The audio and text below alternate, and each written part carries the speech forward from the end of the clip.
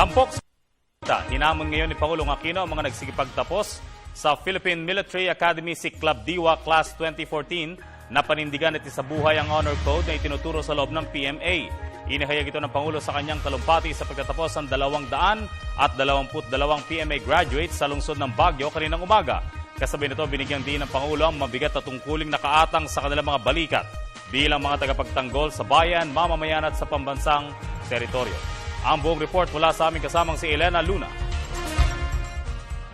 Isang hamon ang iniharap ni Pangulong Aquino sa mga miyembro ng Philippine Military Academy Club Diwa Class of 2014 sa kanyang pagdalo sa kanilang graduation rites. Ibinatay ito ng Pangulo sa Honor Code na naging sentro ng kontrobersya ng batch na ito dahil sa kaso ni Cadet First Class Aldrin Jeff Cudia. Kung tungkulin nating pairalin ang Honor Code sa loob ng institusyong ito, panindigan din natin sana sa labas ng PMA. Kung bawal magsinungaling sa klase at sa kapwa kadete, di ba't hindi rin dapat hayaan ang sinuman, kapwa man sundalo, mamamayan, na linlangin at paikot-ikutin ang kapwa at ang saligang batas. Kung mahigpit na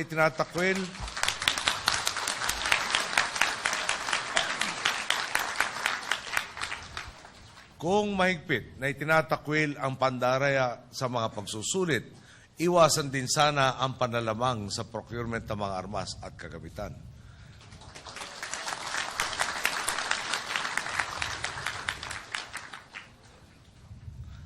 Kung may parusa ang pangungupit ng gamit sa kaeskwela, tumulong din kayong panagutin ang nagnanakaw sa pondong pinagpawisan ng taong bayan. Sinabi ng Pangulo na panawagan niya sa bawat kasapi ng Class Club Diwa na itaas pa ang antas ng paglilingkod at integridad ng sandatahang lakas. Gaya ng mga nauna sa inyo, haharap kayo sa sangandaan, susubukin ang inyong prinsipyo ng ilang mapanlamang, sisilawin nila kayo ng yaman at kapangyarihan.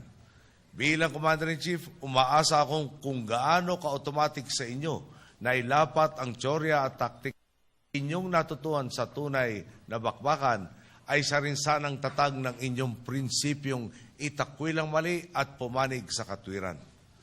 Dahil higit sa anumang yaman at kapangyarihan, ang pananagutan at integridad ang dinadakila ng ating mga boss. Sa pagpasok sa tunay na buhay militar ng mga batang opisyal na ito, sinabi ng Pangulo ang pagkalingang ginagawa ng gobyerno para sa mga kawal ng bayan at kanilang pamilya tulad ng programang pabahay. Sinabi rin ng Pangulo ang mga assets ng militar para sa programang modernisasyon. Papakinabangan na rin natin at ng ating mga kawal ang mga modernong barko, 8 Sokol Combat Utility Helicopters, 3 Navy Helicopters at iba pang makabagong sasakyan. Bukod rito, kasado na rin ang pagbili natin ng 12 lead-in fighter trainer aircraft para sa ating territorial defense operation.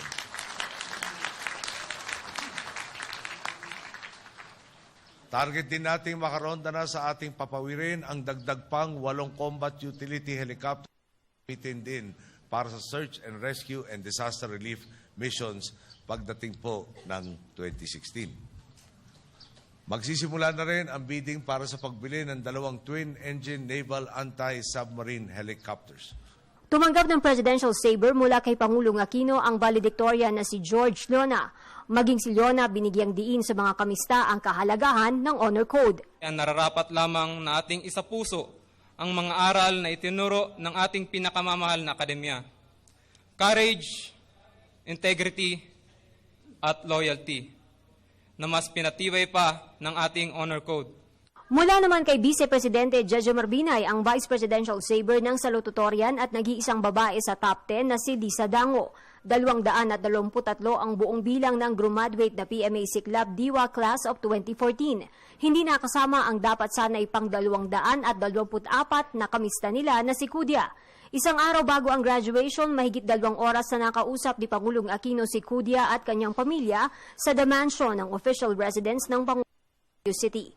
Ayon kay Defense Secretary Voltaire Gasmin, ipinagutos ng Pangulo kay AFP Chief of Staff Emmanuel Bautista na muling imbestigahan ang kaso ni Cudia matapos siyang maghain ng panibagong apila.